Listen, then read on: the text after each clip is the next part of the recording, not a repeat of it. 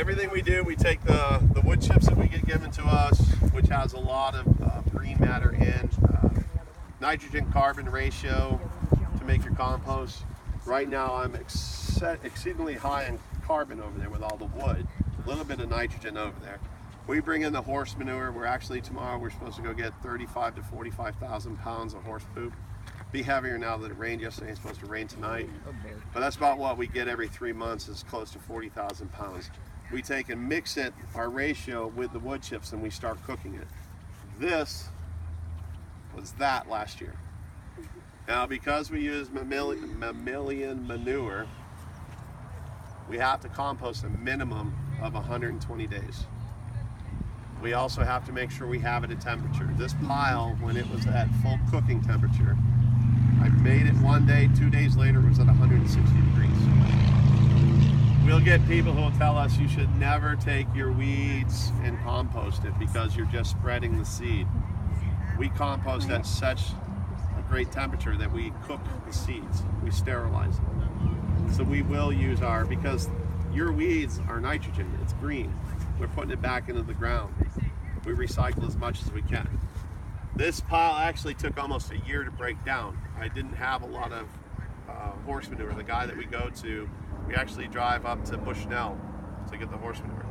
Now you can sit there and say, why would you go to Bushnell? There's horse farms here. I don't shovel. So unless the horse farm has a tractor, we don't go to it.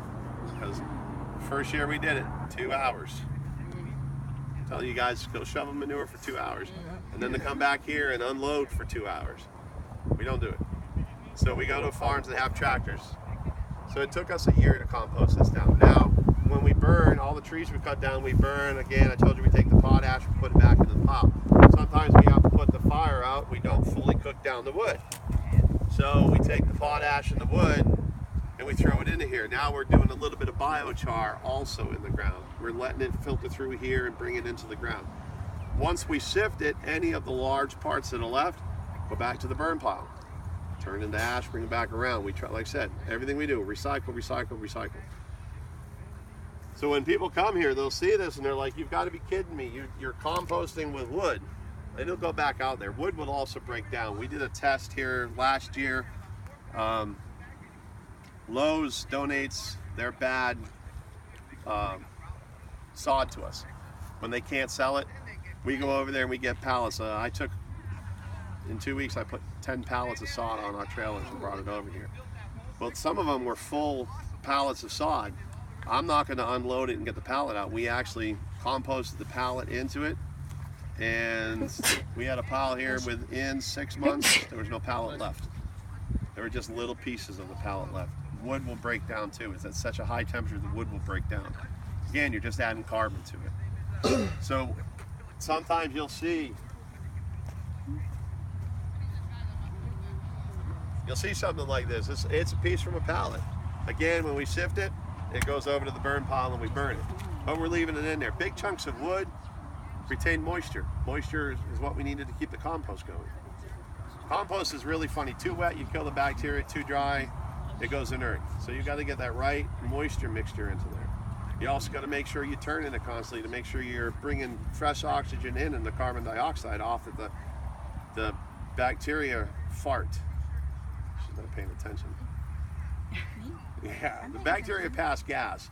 So you got to let the gas out to let the oxygen in so they can continually eat here.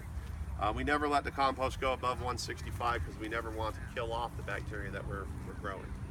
Right now, we put the thermometer in that. We've got a 2-foot thermometer. It should be right around 125 degrees. And that pile's been cooking for 7 months. And I still have it at about 125 degrees. When I just turned that to make the pile, and you can still smell the ammonia from the horse urine. So I know that it's still not done being processed. Because when this one here, if you pick up and smell it, all you're going to smell is earth. So the one big hint that we have is if you smell urine, it's not done. We still got to keep turning it and aerating it and getting it going. Any questions about compost?